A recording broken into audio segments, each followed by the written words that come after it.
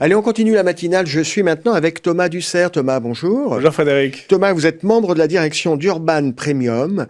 Votre actualité, elle est un peu liée à l'environnement. On est en période de déclaration de revenus 2022 et pour vous, c'est une période très active.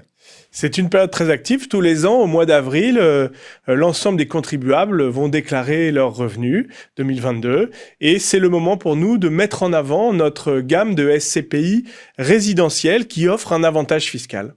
Oh. Cette année, nous avons une offre très riche puisque nous avons la chance de commercialiser une SCPI Pinel rénovée de Normandie qui offre aux investisseurs toujours 21%. Voilà. Vous disiez une offre, il y a combien de SCPI qui ont un bénéfice fiscal chez vous? Alors nous avons cette année 3 SCPI ouvertes à l'investissement qui offrent un avantage fiscal. Donc un Pinel de Normandie. Voilà, de la Pinel de Normandie qui offre 21%, c'est important puisque l'ensemble du marché Pinel a baissé, est à 17,5% quand notre SCPI est à 21%. Deuxième SCPI bien connu de nos partenaires, c'est notre SCPI Malraux, Prestigimo numéro 5, qui offre une réduction d'impôt hors plafonnement des niches fiscales, des fameux 10 000 euros de niche fiscale. Et puis, troisième SCPI, qui existe chez nous depuis maintenant près de 13 ans, c'est notre SCPI de déficit foncier. Thématique on ne peut plus importante dans le contexte actuel. Travailler la fiscalité existante, et notamment des revenus fonciers, c'est un vrai sujet efficace. Et puis, ça montre bien qu'effectivement, l'investissement SCPI, c'est un investissement dans le temps. C'est une stratégie qui se déploie dans le temps. Alors je crois que plus que jamais, envisager un investissement immobilier sur du court terme n'est pas forcément une bonne idée. L'immobilier, ça a toujours été du moyen long terme. Nos SCPI sont des produits à 15 ans. Et j'aime parfois rappeler que 15 ans pour une banque, c'est un financement court terme. C'est vrai, absolument. Thomas, est-ce qu'on peut rappeler un peu qui est Urban Premium ? Avec plaisir. Urban Premium est une société de gestion de SCPI qui est née en 2010 et qui a fait le choix de se concentrer non pas sur une stratégie ou sur une classe d'actifs au départ, mais plutôt sur un territoire. Nous sommes des acteurs des régions, un acteur des régions, pardon. Avec un focus particulier ? Oui, les régions, les villes et plus précisément les centres-villes dynamiques. D'accord. Et toutes les régions françaises ? Alors oui, on a une présence territoriale sur l'ensemble des régions. On est aujourd'hui présent dans plus de 70 centres-villes au travers de 2 activités. Là, on rentre dans le cœur de l'immobilier. Oui. Le résidentiel rénové et les commerces de proximité. Bon.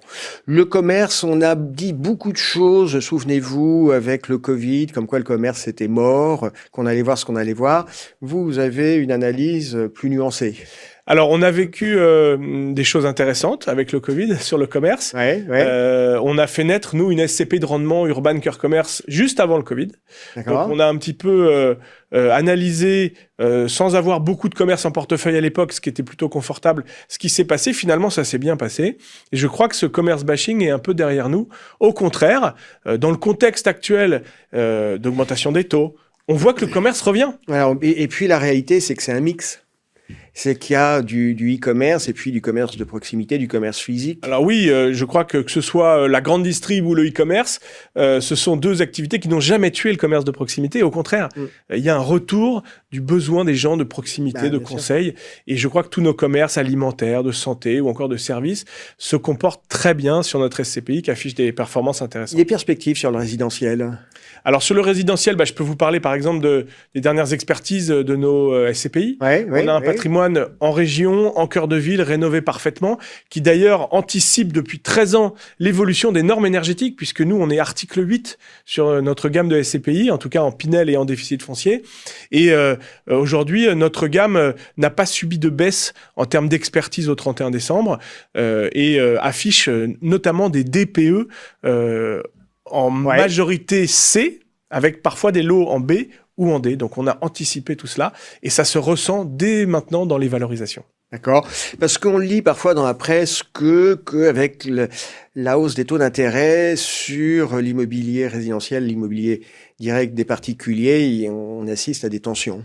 Alors, le monde a changé inévitablement, Frédéric. Je crois que les vérités d'hier ne sont plus celles d'aujourd'hui ni de demain. Oui, Donc, les classes d'actifs évoluent, les réflexes des investisseurs évoluent aussi, les effets de mode passent, et je crois que le résidentiel, en revanche, est certainement le mieux armé en termes de classes d'actifs pour traverser les différentes météos. On a des taux d'occupation au-dessus de 97%. On a un besoin en logement qui est très profond, avec une crise qui s'annonce aussi sur le locatif. On manque d'offres en France. Donc la thématique du résidentiel reste extrêmement résiliente, même si c'est un mot qu'on a beaucoup galvaudé. Oui. Et puis sur le commerce, on vit un petit peu la même chose, puisque les gens continuent à consommer malgré l'inflation. Oui. On consomme en bas de chez soi. Vous ne ressentez pas, vous le disiez tout à l'heure, de problématiques au niveau de la valorisation des actifs. Côté dividende, il faut attendre quoi? Alors, oui, vous me parlez de la valorisation, c'est intéressant. Sur le résidentiel, on est plutôt flat sur les valeurs. En revanche, sur le commerce, on a une bonne surprise, puisque les expertises entre 2021 et 2022 affichent une performance de plus 1,4% sur l'ensemble de nos commerces de proximité. D'accord. Et une valeur de reconstitution qui est en hausse de près de 5% sur cette SCPI. Donc, on est un petit peu à contre-courant de ce qu'on entend, ce qu'on voit sur l'Europe, sur les bureaux parfois. Vous m'interrogez sur le dividende. Le dividende 2022 sur notre SCPI de rendement Urban Cœur Commerce s'est établi à 4,7% et nous anticipons un dividende cible pour 2023 de l'ordre de 5%. Donc, on a plutôt une croissance du dividende sur notre thématique du commerce. C'est très clair. C'est très clair. Merci Thomas d'avoir été avec nous et merci, on vous souhaite succès. Merci. À bientôt. À bientôt.